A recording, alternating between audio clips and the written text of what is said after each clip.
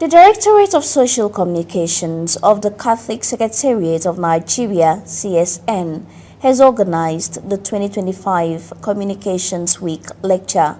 It had the theme "Media with Gentleness: A Path to Being Narrators of Hope in a Distressed Nation." The lecture drew participants from the clergy, media owners and journalists to learn how to communicate the truth in a more humane and gentle manner. CTV's Tony Abba completes the report. It was a gathering of media professionals, journalists, bishops, and the cardinal. They are here at the Catholic Secretariat of Nigeria, CSN, for the annual Communications Week lecture. Welcoming the guest, the Secretary General of CSN, Reverend Father Michael Banjo, highlighted the essence of the Communications Week. In tradition of other CBCN National Week celebrations, designed to foster robust discussions and formulate actionable plans on key themes within important sectors of the Church.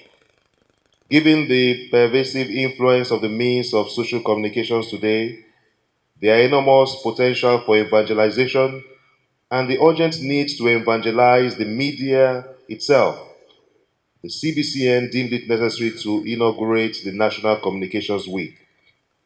This initiative serves not only to enhance media literacy among agents of evangelization, but also to harness the annual global theme associated with the event for maximum benefit. The Church's call for disarmament among nations, a recurrent message in papal messages for the World Day of Peace, has now found profound expression in the realm of communications. In his fourth section, 59th Message for World Day of Communications, 2025, Pope Francis passionately calls for the disarming of communication to rid it of aggression, violence, unhealthy rivalry, and divisive ideologies, whether among professional communicators, pedestrian communicators, or competing institutions. The Holy Father rightly observed, from television talk shows to verbal attacks on social media, there is a risk that the paradigm of competition, opposition, the will to dominate and possess, and the manipulation of public opinion will prevail, unquote. The Bishop Chairman for Communication, Most Reverend David Ajang, in his remarks, stated that the Church in Nigeria is proud of the Communications Week initiative. We are proud to observe that this initiative, today known as the Communications Week, COMWEEK, has recorded very significant growth in such a short time. It is worth noting that the COMWEEK has received recognition and acceptance from the Vatican and among some conferences of bishops in Africa. On behalf of the CBCN, I therefore extend our gratitude to our National Communications Director, Father Michael Umo, for midwifing the birth of COMWEEK, and to his team of provincial coordinators of social communications, and also to members of the Nigerian Catholic Social Communications Commission for all their good works. The special guest of honor, Dr. Henry Nzeku, in his address, raised concern over the inability of Nigeria to use her diversity to its advantage. We get pushback all of the time from government, either wanting you to do something or coming to complain that you have reported something that they are not happy with. When you report what they're happy with, you know they're very happy. But once you say something that they're not happy about, then you're going to get commissioners and essays and everybody calling you and saying, oh, but we thought you were our person. Why would you say this? You know, so it's a challenge.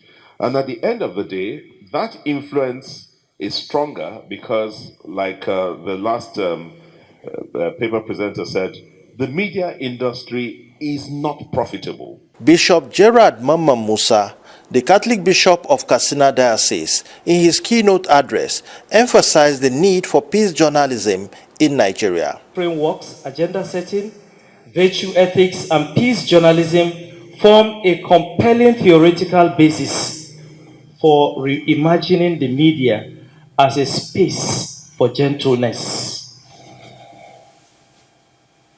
Our country, Nigeria, bears the weight of multiple wounds: terrorism, tensions, economic instability, youth unemployment, political distrust, social fragmentation, and many more. Sadly, rather than being neutral observers or peacemakers, sections of the media have sometimes become amplifiers of hostility, suspicion, and fear. Therefore, today's discussion here in this hall is framed against the backdrop of the 2025 World Communication Day theme: share with gentleness the hope that is in your hearts. There was goodwill message from Cardinal Onaikon Foundation for Peace, and thereafter question and answers followed. The theme could not have come at a better time than this, my dear friends, when our nation, Nigeria, is yearning for truth, unity, justice, and indeed hope in the face of increasing social, economic, and political challenges. As a foundation, we are committed to the promotion of peace through dialogue, nonviolence, and inclusive leadership. We resonate deeply with the call to use the media as a tool for hope and healing. High point of the lecture was the presentation of a posthumous award to late High Chief Raymond Dokpesi for his contribution to media evangelization in the Catholic Church in Nigeria. The Catholic Bishops' Conference of Nigeria, CBCN, Distinguished Media Apostle Award, given posthumously to High Chief Raymond Aleogu Dokpesi, in recognition of his enormous contributions to media evangelization in Nigeria. This is not a card. This is this plaque, very beautiful plaque, has been signed by Most Reverend Lucius Uweju Ugoji, the CPCN president, and we are happy and joyful to present it to the family this day, Wednesday, 28th of May, 2025. The award is very heavy.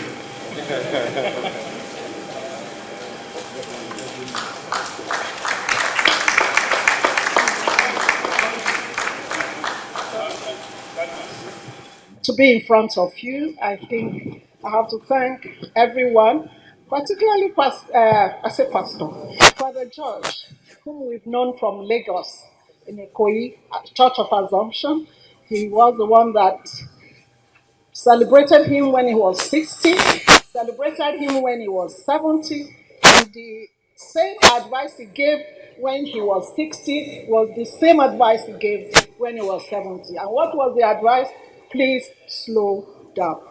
But In Abuja, Tony Abba, CTV News.